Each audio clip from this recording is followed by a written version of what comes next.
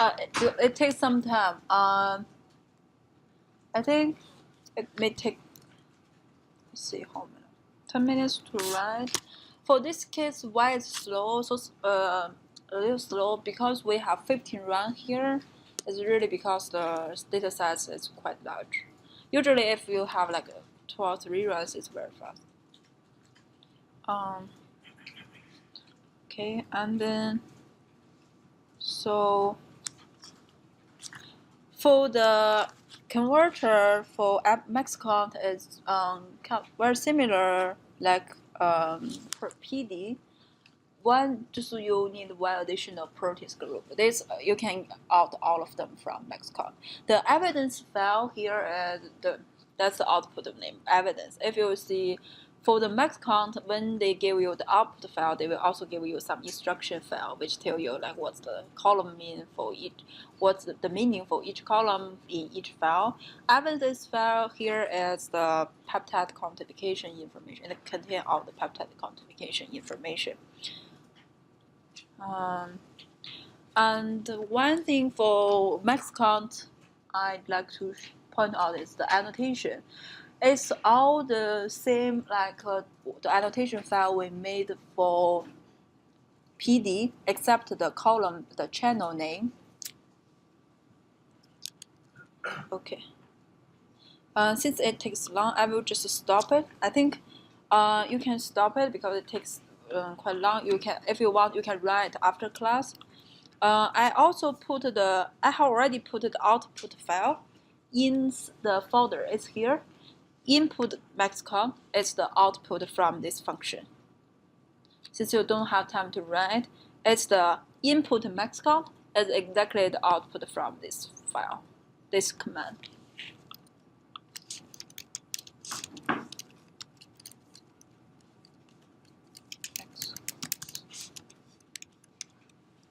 Yes. So after it finishes, it will return the exactly same data as here. Since due to time reason, I just directly put the output here. So one thing I point out is the annotation file here. Always annotation, because the data file is you just directly get it from the software, so there should be fine. But always in annotation file there may be some error. For max count, if we open the max count annotation file. So let's click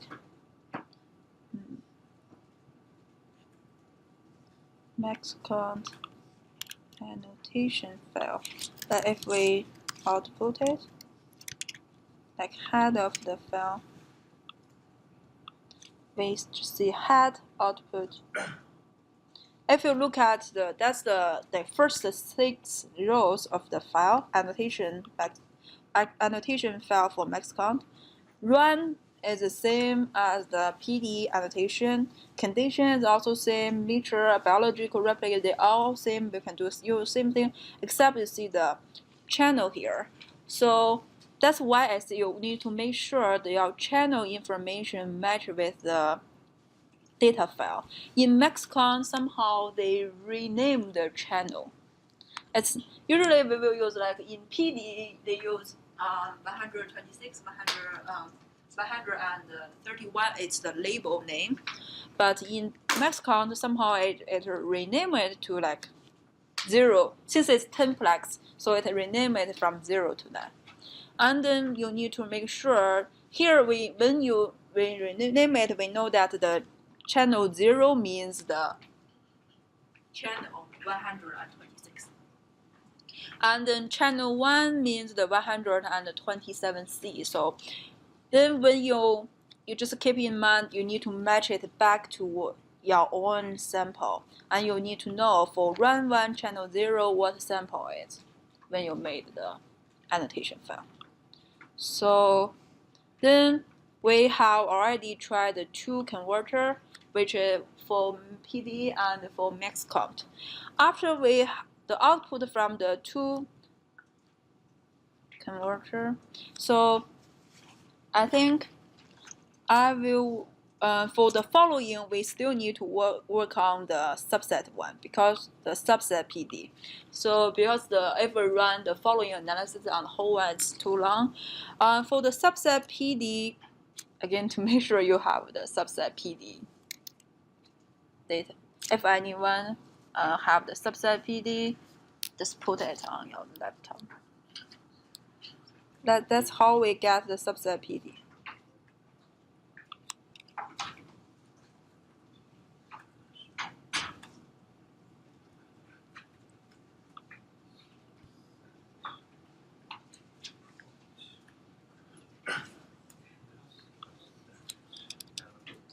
Okay.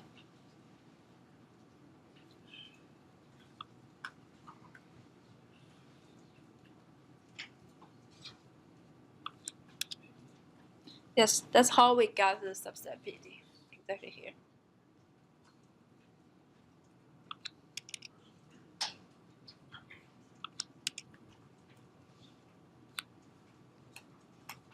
So if you have already have it, you are fine.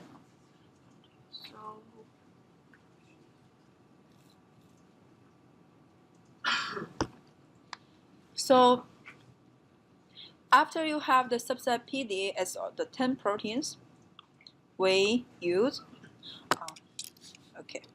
So one thing we always remember in R is because it's a randomly sample, so we should get different. If you look at the protein we select, we should get different proteins.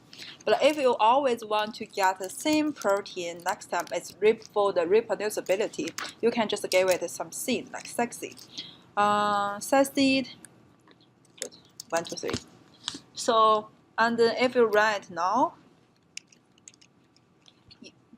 you can get protein. So just set seed here. After you give a seed, and then you run the code again. Let's see what the protein. That's the 10 proteins we select. If you repeat it, if we see we don't have the seed, and we repeat again. Okay. See, you get first previous we select 08758, but now if you repeat it, you select different because you do random sampling, so they are different proteins. But now if you hope to always to have the same protein next time, we can give the seed again and run it. You see, you select P08758 again. So that's just to make sure when you do some sampling procedure, you always need to have some seed because you want your results reproducible. So then after we have the subset PD, we run again. We run the PD proteome. Okay. We run the PD converter. We got some here. We got some input PD. This input PD is only for the subset, the 10 proteins, and then we have it contains the required input. It have the required input of MSstatsTMT. After that, we can do our following analysis. That's the most important part. So for the following analysis, okay, let's go back to the.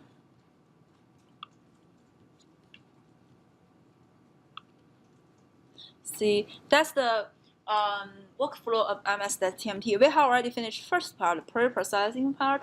We have the required input, and the next step, because the current data is still the peptide quantification data, it's the peak intensity, reporter and intensity data. Now what we want to do is we want to have the protein abundance data. So we need to do is the protein quantification. In that one, for this objective, we use a function called protein summarization, which will summarize the reporter N intensities to the protein level intensity. So then let's see what the function does. is protein summarization. Oh, sorry. Let's see. That's the protein summarization function. If we look at here, the help file, it only has three input. First, it definitely is the input data input, which it only have. So the function only have three input. First is the data, which we just generate as the input PD. Let's put it here.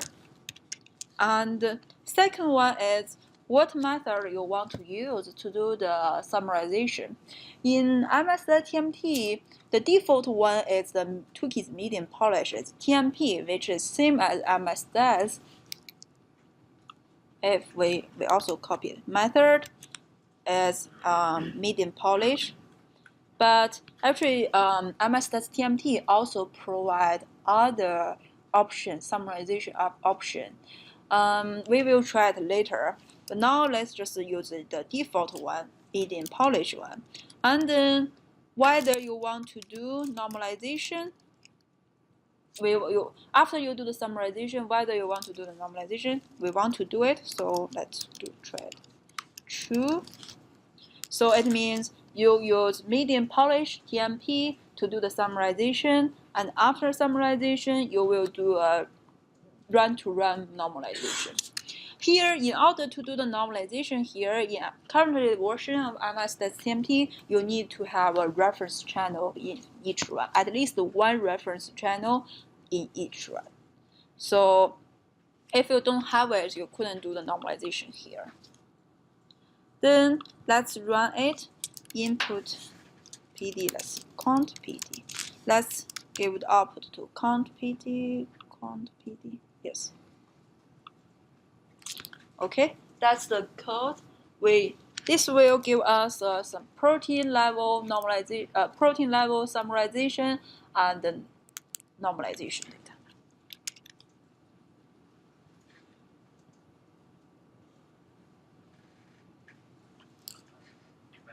Question about the normalization. So yes. Here, I think in the annotation place, we should put the condition as normal, as a normalization. Yes. So if we have two channel of the norm, what will happen?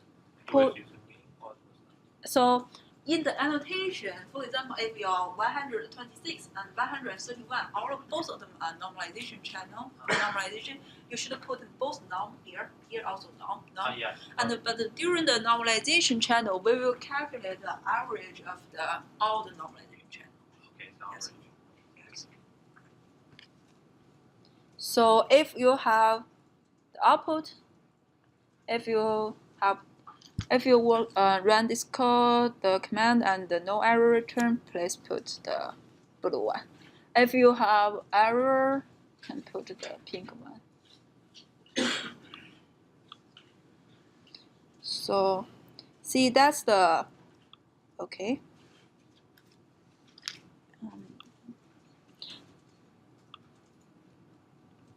That's the how MSstatsTMT work here. So we summarize, do summarization for, we have 10 proteins. So we do the summarization for why we have 9 proteins here.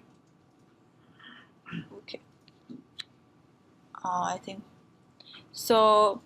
Here I think when we do the converter, we remove one protein due to maybe the missing value problem or some, because inside the converter we also have some filter, like if there are shared peptide, we will remove the shared peptide. After we remove some shared peptide, we will lose some of the, like very few proteins. So here we do the summarization first, and then we do the normalization between MS runs for each protein. That's how we do it. And then let's see what the output looks like. So let's see what let's hide count PD.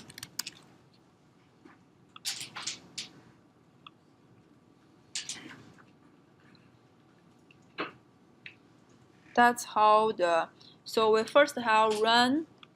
First column is run, and run protein channel. For each protein and channel, we have the protein abundance. So now what we have is per run, per channel, per protein. We only have one data point.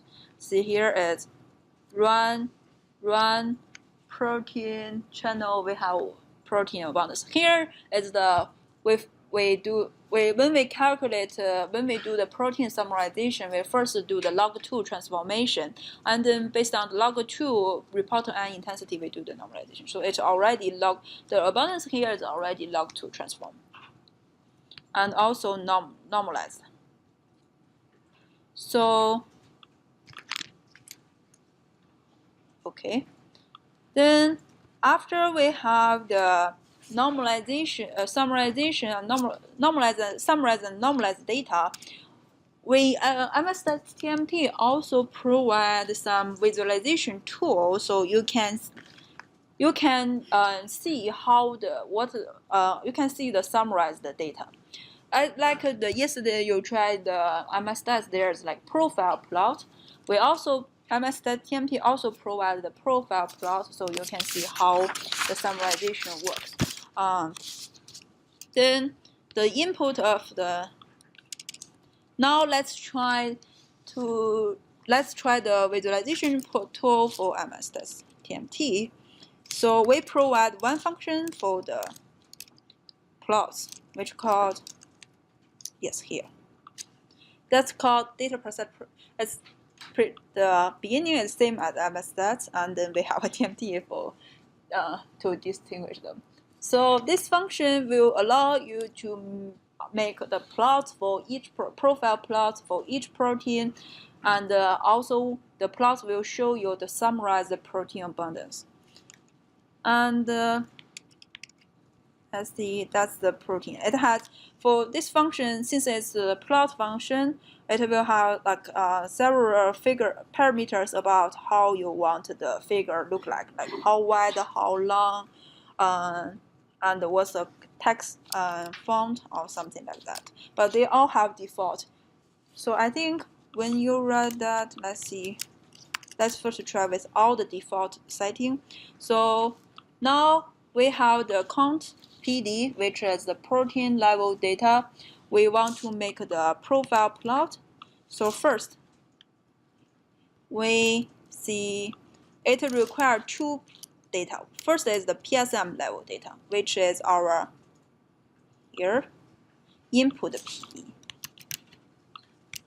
And then in order to plot the summarized data, we need our protein level data, summarized data, which is the quant PD.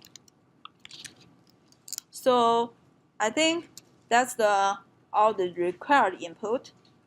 All the other input is we also need to tell it what type of plot you want the MSstatsTMT generated.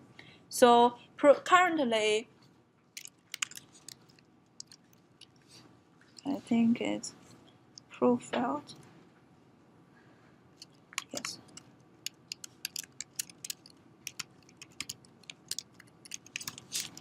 So currently, MSstatsTMT supports two types of plot. One is profile plot. Another one is the quality control one. But quality control is it works well for the MSstats data, but for MSstatsTMT, I think the profile plot can give us more information about specific each proteins. Today we will just do the hands-on on the profile plot. If you are interested in the quality control, you can try it after class. So now it's the data set, and we want to make it.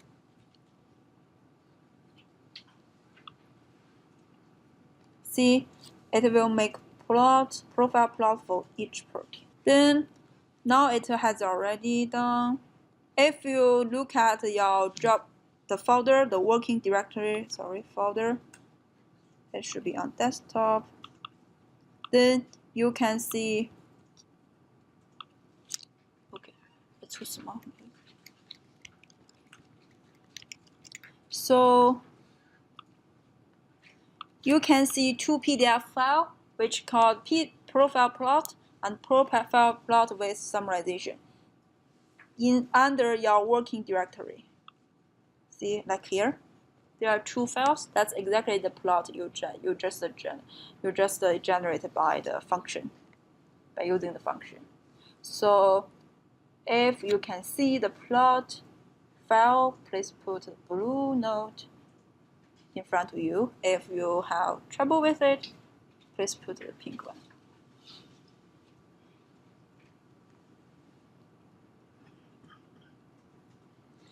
Okay, so let's see.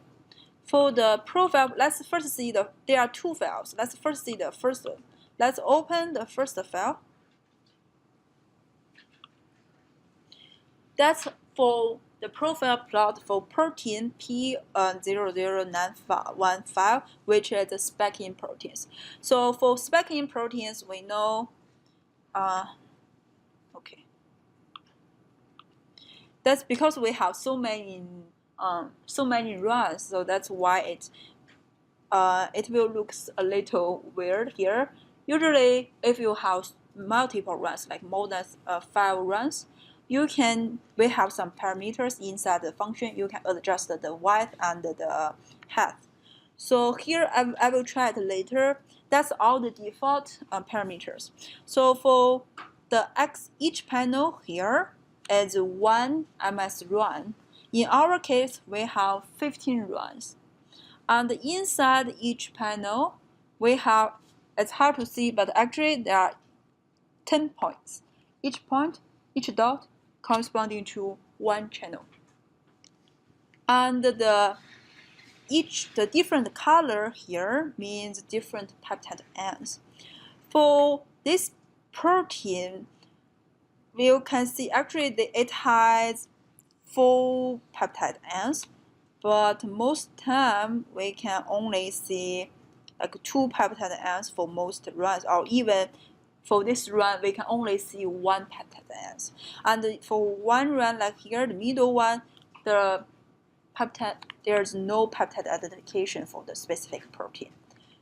That's what we found is at least for this specific data set, it's quite common. It's because we have 15 runs, and as Olga explained in class, that within each run, as you see here, there are very rare missing value. Like we almost always have 10 points for each panel. However, the PSM, for example, the red PSM, it's like peptide ions, the red one. It is only identified in run 2. It disappeared from all the other 14 runs. That's quite common for this data set. So within each run there is no missing value, but across runs there's a very serious missing value problem. If you want to use the same PSM across all the 15 runs, like the red peptide ion here, it means all the other 14 runs, we don't have any data for that peptide ions. So that's why we want to do the protein summarization first, because for our inference we can build a model directly on the peptide level data, but it means we will suffer from the very serious missing value problem. So that's why, and that's one motivation that we want to do the summarization first, especially for TMT data. We want to do the summarization first and then do the inference later. So that's one protein. And here is another spec-in protein. As you see also, there is also the protein also missing from one run. And then this protein seems pretty good. It's also spec-in data, and it has maybe more than 20 peptide ends. Oh, I forgot to mention one thing here. So you can see if we zoom in, it's hard to see. If we zoom in here, we label in each run there are 10 channels, and we know we have duplicate for each condition. So we have 5 conditions. The last condition is for normal. It's a 2 normalization channel. And the previous one are 4 conditions we are interested in. And for each condition, we have 2 runs. We have 2 channels. So we label the condition name on top of each panel, so you can know which sample. You can tell what condition the sample comes from. So that's the condition name here. And as we said before, it's order, like the first condition is 0.125 concentration. So under it, the concentration increase. So we can expect that the peptide reporting ion intensity also increase with the condition because the concentration increase. So most time we see it's like here, the 2 are the 2 duplicates for the condition, but they are actually quite different. But overall, when the concentration increase from 0.123, 0.5, 0.6667, and 1, the reported ion intensity also increase. So it matches with our expectation. But now next step, we need to summarize. So like here we have like 2 peptide ions for the protein. Next step, what we have done is we summarize them into one single value. Then what we can see, let's see what the summarized value looks like. So let's open the second profile plot, which is the profile plot with summarization. And if you look at here, so again, the same x-axis is still the same. Y-axis is the protein and the intensity, log2 intensity.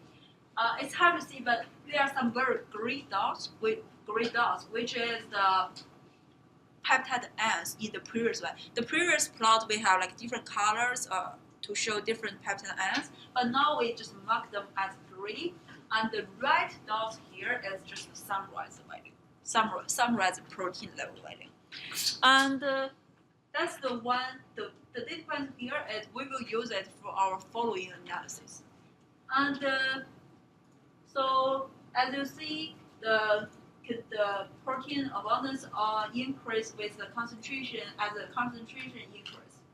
And the last 2 is difference because it's the normalization channel. But one thing we also notice for this protein, it seems okay. So that's one way with after normalization. So what our normalization does is see the 2 normalization channel here.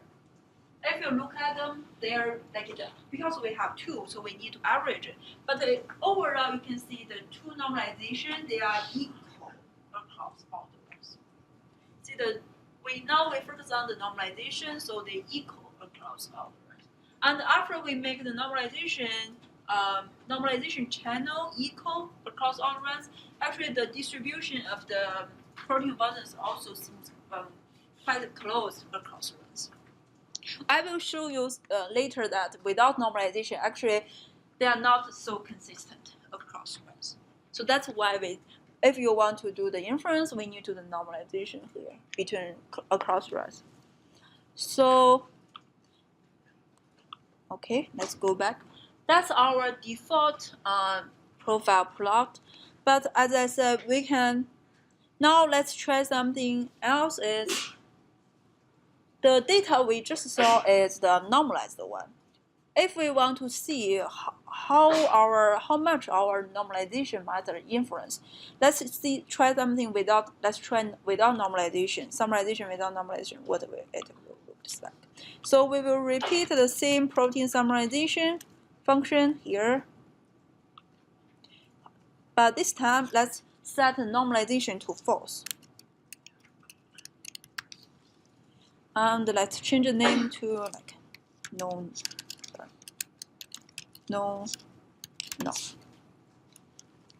And run it again.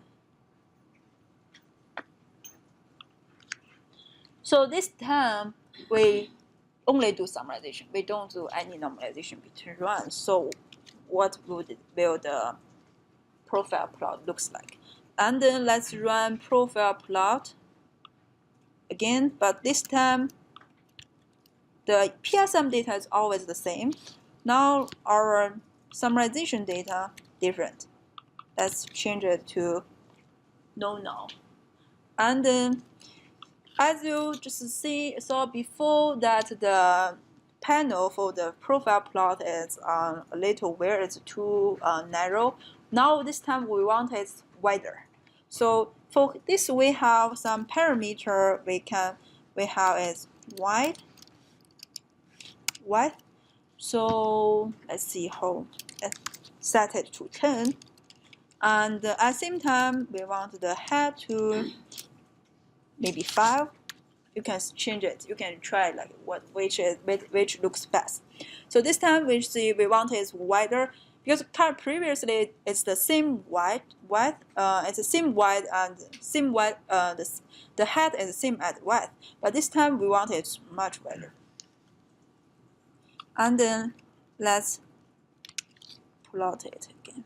So if you just look at the files folder here, you can see you have another new one, profile plot 1, profile plot, yes, the new profile plot, and that's the one you just generated without normalization.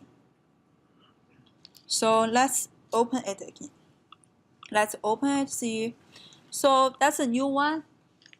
The first one is with normalization. Like here is without one. Let's see, directly open the. That's the one without normalization. Remember the same protein. Okay, let's open the previous one. So this is with normalization. The same protein. Let's check it. Okay. So 00915. That's that's the normalization one. After normalization, and that's the same one but without normalization. See how the previous for after normalization they are all on the same scale, but without normalization, if you look at, so that we also change the panel size. So as you especially see, the third run 3 here is so different from the range is different from the run 2, and this file seems okay. But again, for this run, you see somehow for this run the abundance is higher than all the others. So it will cause problem if you directly use this one to do the reference. So that's why we need a normalization to make all the. So we need to make all the samples from different runs to comparable. That's how our normalization works, and you can. So okay, here. You can also explore other parameters in the plot, but I think usually you may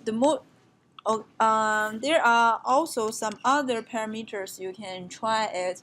So first, I think probably you will very often use it to change the size of the panel.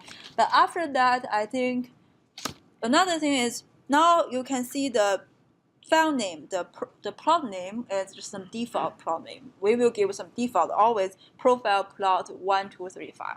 But you can also change the profile plot name to some name you can remember. So that's it. We can see address. So you can see what name you want to give to the profile plot. So like here, we want to put it in under data PD. And what name we want to give? Okay, we want to see here it's no norm, PD no norm.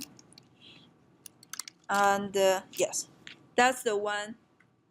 So we want to put the file, plot file under data PD, and the plot name we want it to be PD no norm profile. So the profile plot is always the extension. So it will just paste the profile plot behind the underscore here. So if you run it again, we will have some new. If you run, you will see some profile plot under data PD file. See, okay. If we open the data PD file, you can see it's small, but you can see the profile plot you just generate with the name you set, PD no norm profile. just in case because sometimes like profile plot 1, 2, 3, it's very hard to remember which one is the one you want. That's the one you can give a specific name to the profile plot. And also another thing I think now you can generate the profile plot for all the proteins. Since it's only 10 proteins, it's still okay because it runs very fast. But if you have like thousands or 5,000 proteins, it takes some time to generate all the file. And also the PDF file is very large because you have like more than 5,000 pages. So usually I think usually we have one protein we are very interested in. We want to just make plot for that specific protein. So then what we do is for this we can also specify what protein you want to plot, like which protein. So for us, which protein we want to make, let's see. Okay, let's select one protein. Let's see our profile plot. Okay, then we want the first one. Only okay, which is okay, P0095915 UPS. We want to and also change the name here. Let's see. So we just only want to make profile plot for this protein. That is very good when you want to see what happened. Sometimes we just know the results is not, especially when you do the inference. After you do the inference, some results seems not incorrect for one specific protein, and you want to know what happened. And then usually we need to go back to look at the raw data. So we want to see what the reporter n intensity looks. And is there anything wrong with the reporter n, or is there anything wrong with our summarization? So usually we will just use this function to see what's wrong with the protein. Oh, sorry, I forgot the comma here. Okay, yes. So then under data PD, you will have another like a file which is specific for the only one protein.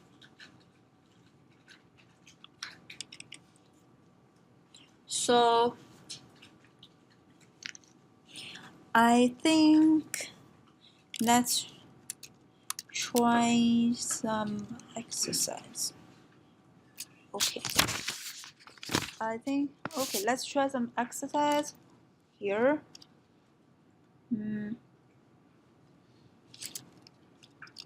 Okay, so make profile. Now let's do exercise. Make profile plot for normalized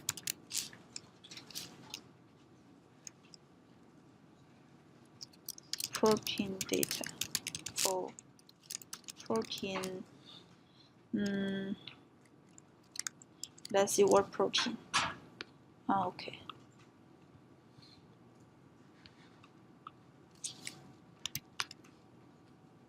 So protein 1.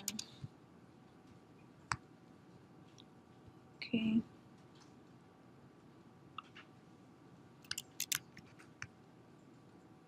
Okay. So yes. So now remember here, this function we run the profile plot on the non-normalization data. Now let's do exercise that make a profile plot for the normalized data, and we want to specify.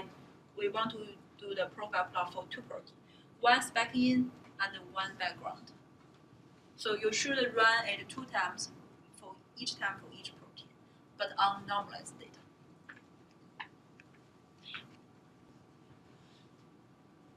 So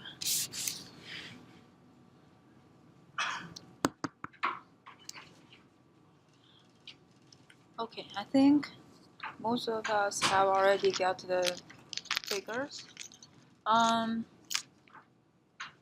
So it's quite simple. Let's copy the plot. But now we need to change it. Previous is no non-normalization. Now we need to change it to normalization. Yes. And then we want to change the protein name. Let's change the protein name here. And also don't forget to change the protein name, the file name. Then we will have the profile plot. And also under again here, under the, yes. See, that's the plot we just made. For only that specific proteins. And then, let's see. But for the other one, just do copy and change the protein name, so it's the same one. One thing we will not do the exit, but I'd like to show that is in MSstatsTMT, the protein summarization function here, the method, we also provide some other common summarization method, such as median. So because some students ask what's the difference between our TMP, median polish, and the median or average. So median is already a robust summarization, but let's see. So okay, I show some figures in the here. So I show some figures in the HTML file. Let's see. Okay. In this case, we just run the median summarization. Here is the one with median summarization. Just this one protein which is background protein. You can tell from the profile plot it's a background protein because after normalization there is almost no change across all the channel of the run because it's background. We expect they should be consistent. And then, but somehow for most of the case it's okay. But if you look at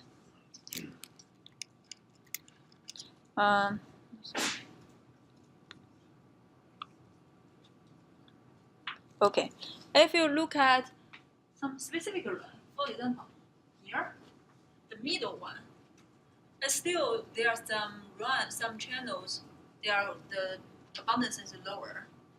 We don't want it should perfect cases should be like such consistent.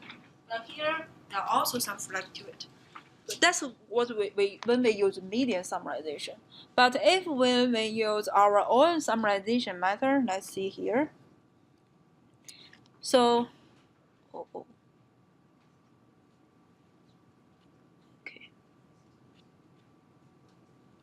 here.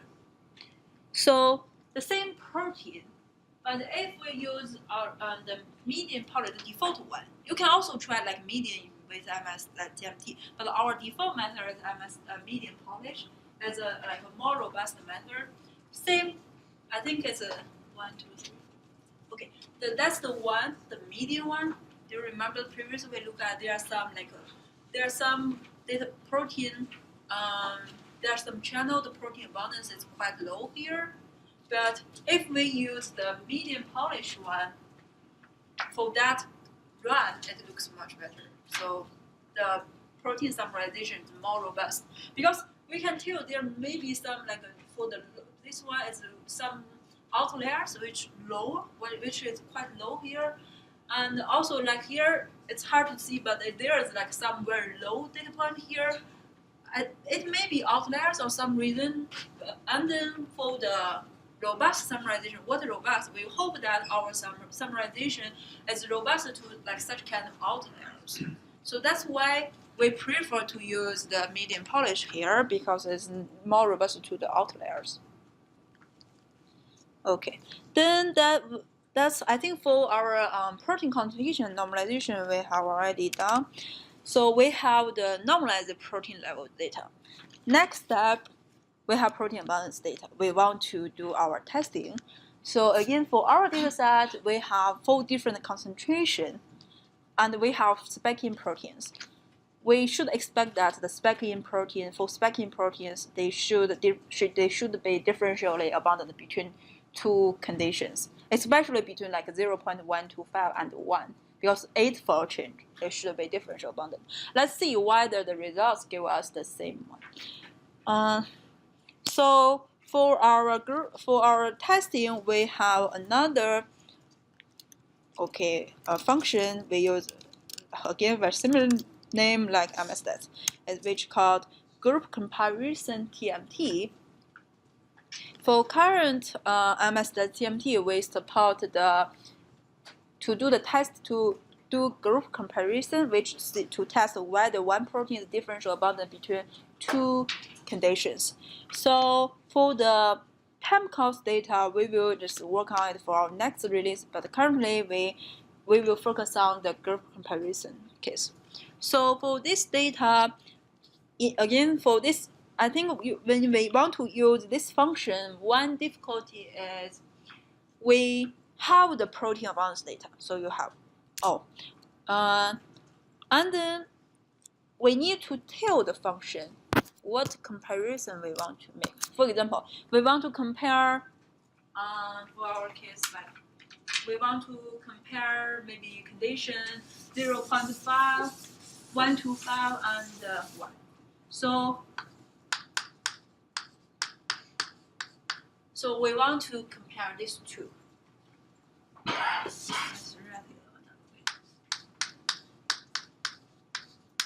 Because the function doesn't know what you want to compare. So then that difficulty always comes from here, is how we tell the function what to compare. So in statistics, we have something we call the contrast. So we need, in order to tell the function what to compare, we need to create a contrast. For a contrast, it's just a matrix. For example, you have, in our case, we want to see, first you need to know how many conditions in your dataset. Before we run the code, let's double check how many conditions in our dataset. And then let's see here count PD is our protein level data. For protein level data, we have a condition. Like how many unique conditions do we have?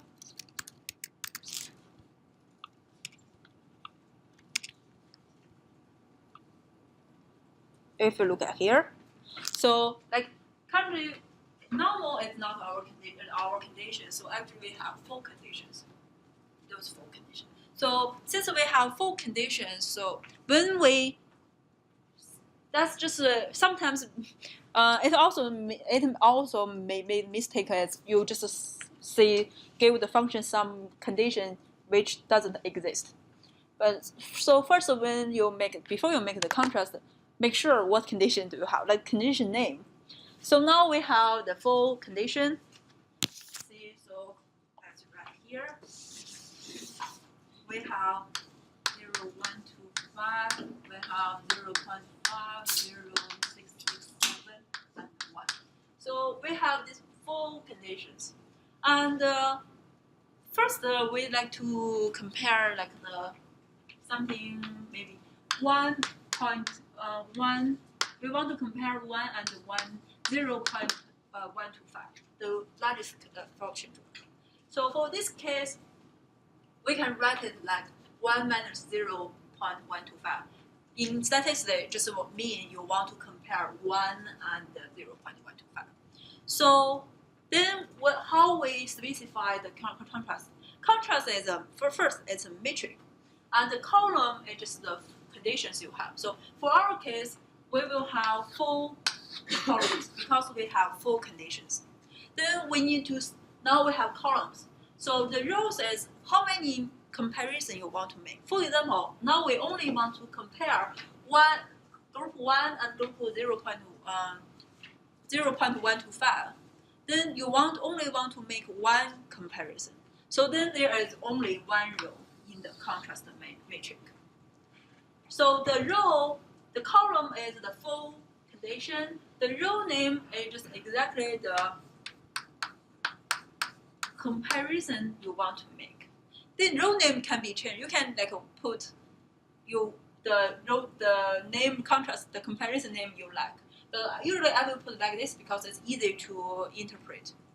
So column name must be consistent with your condition name, but row name you can give like you want. Then we have the column name, we have the row name. Then what we need to do is how we specify the value inside the matrix. Again, remember we want to compare it 1 minus 0.125. So for the other two conditions, 0.5, 0.67, we don't want to compare it, so it's not relative. Let's put a 0 in the corresponding cell. So for this two, we don't want to compare, we just put 0 here. And for 1, we want to compare, we just put 1 under the group condition here.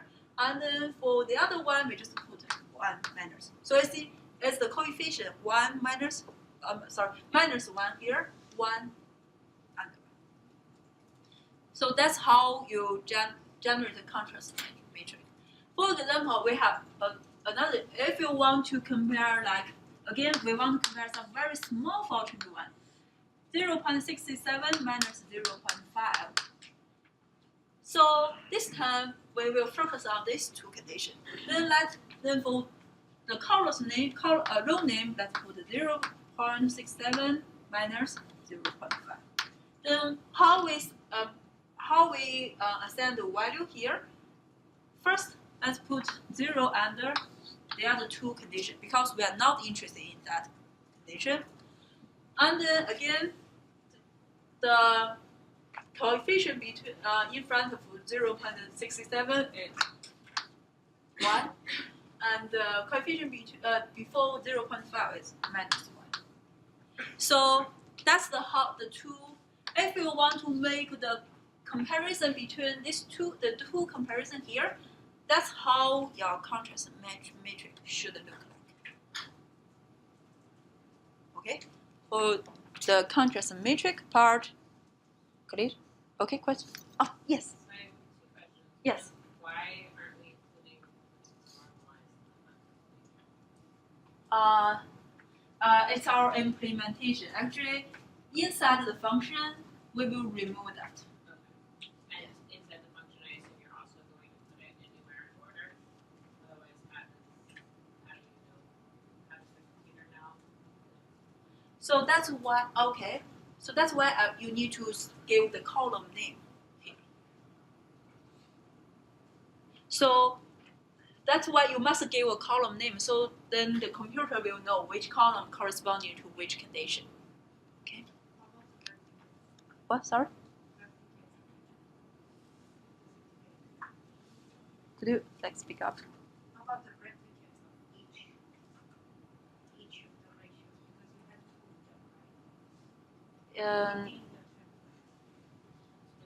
you had to put them, right? Okay. So here, because here is condition. When we do the inference, we will combine all the. So we have for each run we have 2 replicates for each condition, and we have 15 runs. When we do the inference, we will combine the 2 replicates from the 15 runs. So actually, for each group here, you have 30 replicates. Because each run 2 replicates, we have 15 runs. So when we do the inference, each condition has 30 replicates. We will use all of them to do the inference. Okay. So that's how should we make the contrast. Let's do it in R. Okay. So first, let's see.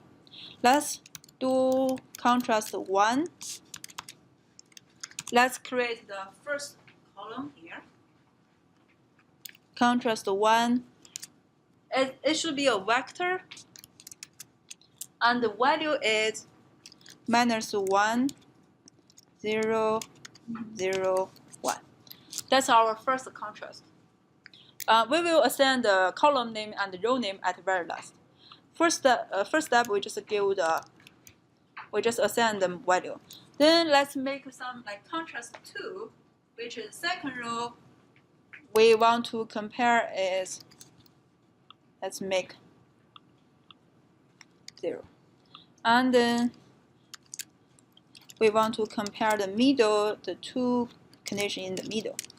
So, okay, that's now we have the value for the two contrasts.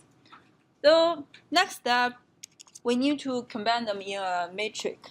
Now there are two vectors. So it's quite easy to do that in R. R had a function called R band, row band.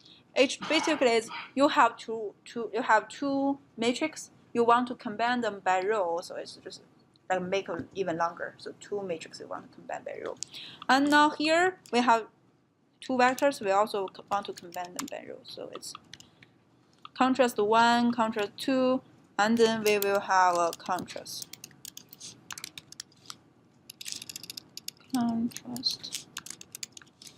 That's our final contrast. Oh, sorry, I forgot to write.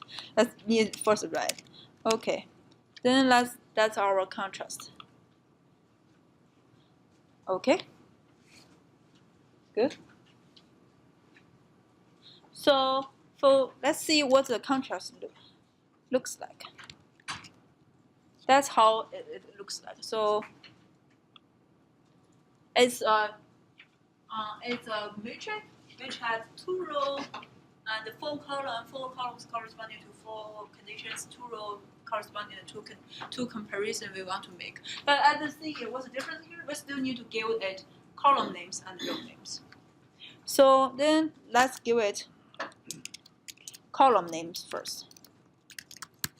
But you need to remember when you specify the contrast, you always need to remember that the first one corresponding to which one.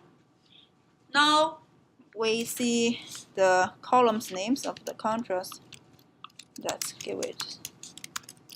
So first one is 0.125, and then 0.5, and 0.67,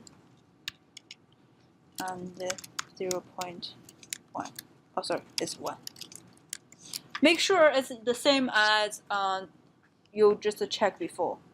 Make sure they must be consistent with the condition name in the data.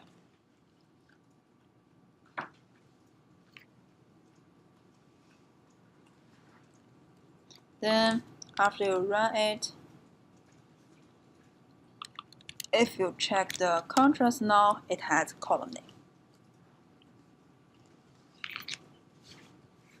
So again, next step is we want to give it row names.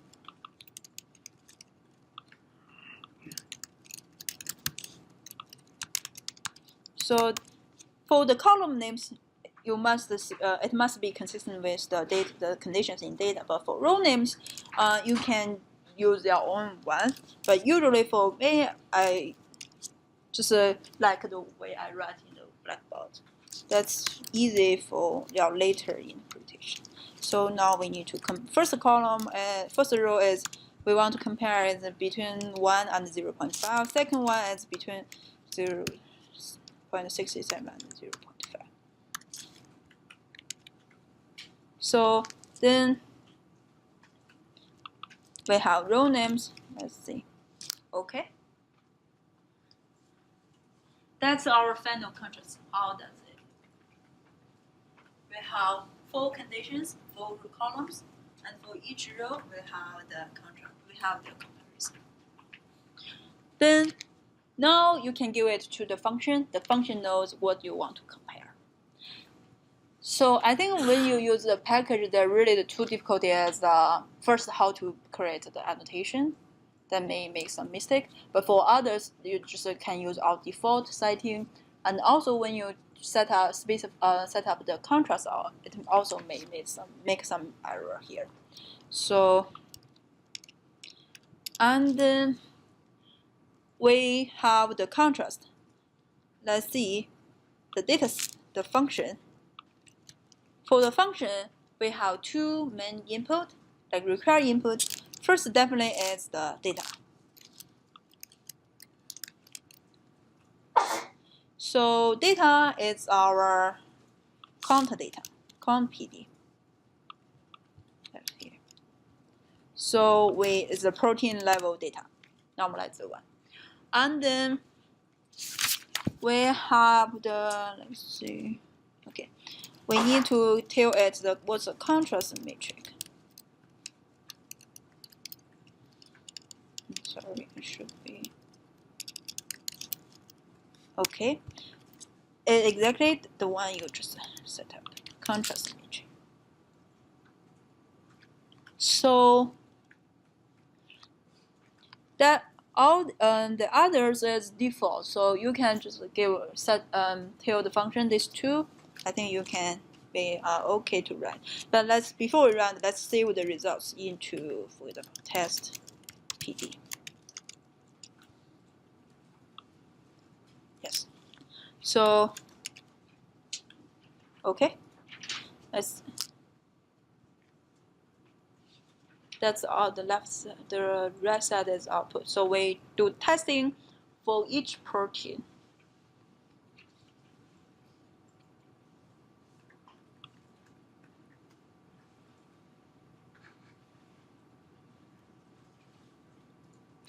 Here, since we have multiple proteins, so we also need to adjust for the p-value, but it's all default. The default method for adjustment, while take comparison adjustment is Benjamin Hutchell one.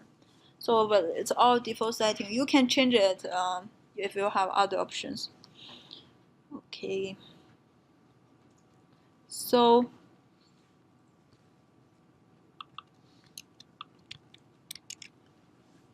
okay, let's see how the output looks like.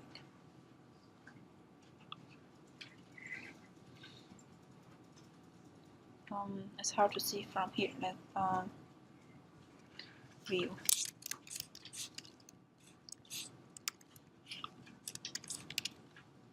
That's how the output looks like. So if you have error until here, please put the pin. Yes.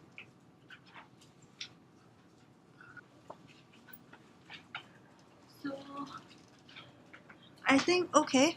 Let's have a look at the output. So it's a file. You can also save it as CSV, so you will have CSV. So we have protein, and the label here is just the comparison. See the label you just gave.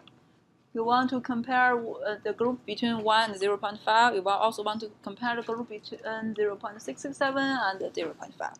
So for that specific comparison hypothesis test, we will first select what's a log2 file change between the two conditions. And we also report standard error, but probably you don't need to use that. You will interested in the log2 file change and adjust the p-value. So let's output some. Let's see. We have adjust p-value. We have the log2 file change. Let's see. For example, we use the significant level like 0.05. So we want to keep all the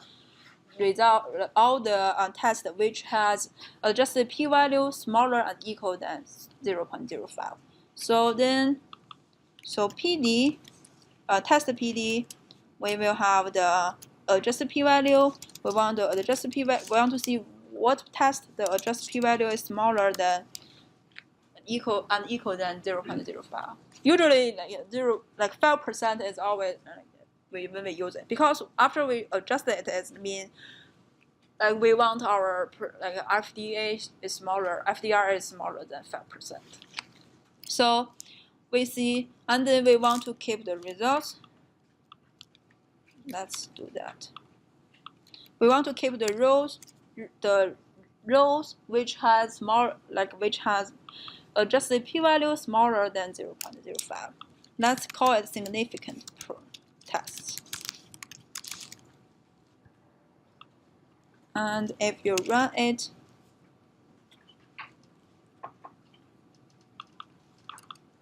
so after you run, you will keep all the differential abundant proteins. Let's see previously how many rows. Let's compare the two one. Okay.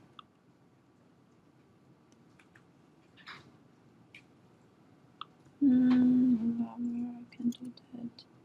Okay, let's see. Previously, how many rows in the test PD? It contains all the tests. So previously we do 18 tests, and how many important tests? How many of the tests are significant? Let's see. How many rows now we have? Okay, so we have 18 tests and 10 are significant. Remember how so let's see what's the, and then let's look at the significant tests.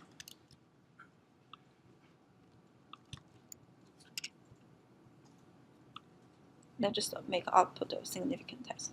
Okay, so that's the 10.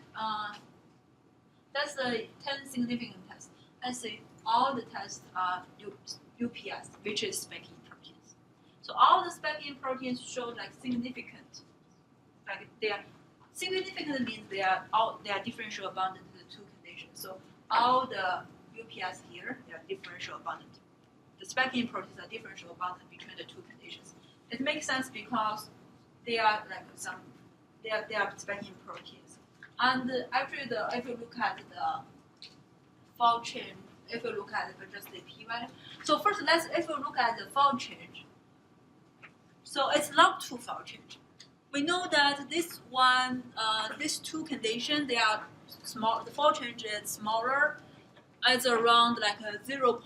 Like log 2 fold change for these two conditions is around 0.4, and the most log 2 fold change for it is around. This one, we found that for some proteins it's pretty good. The log 2 fold change is closer to 0.4, but for like this protein, the fold change is not that close. And these three are okay, but I think only this protein, you may want to go back to look at the raw data, what happened to that protein. Because even it's still significant, it's still differential abundant, but their log 2 fold change is smaller than our expectation. And again, but if you only look, so that's for one protein, the two conditions. This fold change is much smaller than this one because it's the two conditions 1 and 0.125, which has 8 fold change. And log 2 for 8 is around like 2, I think. So the first protein is pretty good because its fold change is very close to the ground truth. So that's our significant.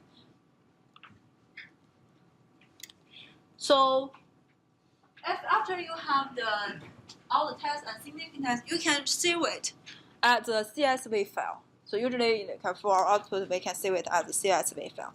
So now let's save the test PD as a CSV file. So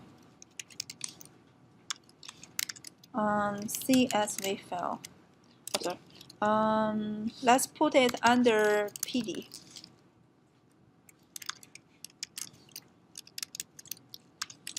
Give it name to test PD CSV.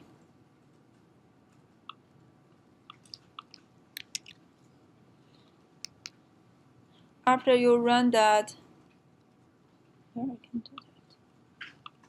So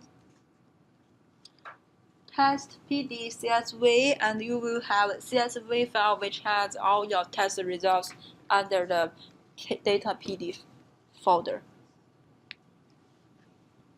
You can also, you can also save the previous protein abundance data in the CSV file. So the two output. First is the normalized protein abundance file. You may want to do it for other analysis. And this is the second important output is our is the testing results. So yes, I think that's all of our hands-on for MSstatsTMT. For the last Group comparison function, there are also some like parameters you may want to explore. But here I just you can look at the help function and see some other parameters. So for important parameters, I think, okay. Oh, one thing I forgot to mention. So here we have 6 conditions.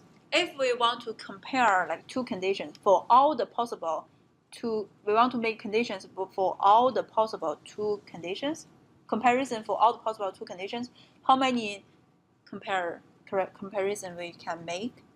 Like 4 condition, we want to do the pairwise, so it's like we can make 6 comparison. So any 2 conditions. If for that case, you need to, for the contrast, you need to make the write 6 contrast and make it as a column, like a matrix, and give it column name and the row names. That's really like not that convenient. So in MSstatsTMT, the function here, group comparison function here, you can count for the contrast matrix. Now you don't need to specify let's try it. So here you don't need to give it contrast. You just need to tell it I want the for pairwise. Yes. Just put pairwise here. The function will know you want to do all the possible pairwise comparison. Most time usually I will just run that because most time we want to do all the comparison. So if you put that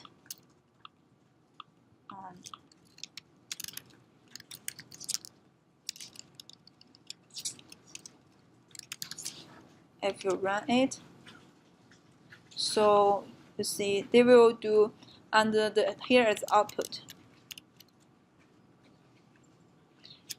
If you look at the output,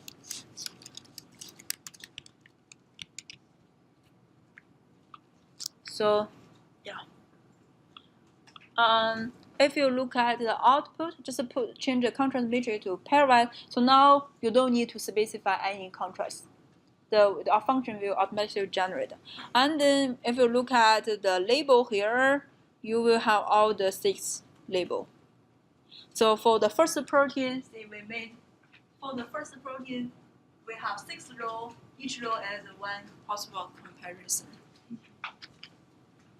I think that's all the hands-on. And you still have the MaxCom data. You can use it as an exam exercise after class to try the inference. Because I think after you run the converter, all the following downstream analysis is the same for different softwares. So you can run all the same code, just change the data to MaxCom data. There's no difference. I think the only difference is the converter. After that, all the data format is the same. So, okay, I think yes. Okay, I think at 3 p.m. we have a photo time. We will take a group photo in front of the building. Okay.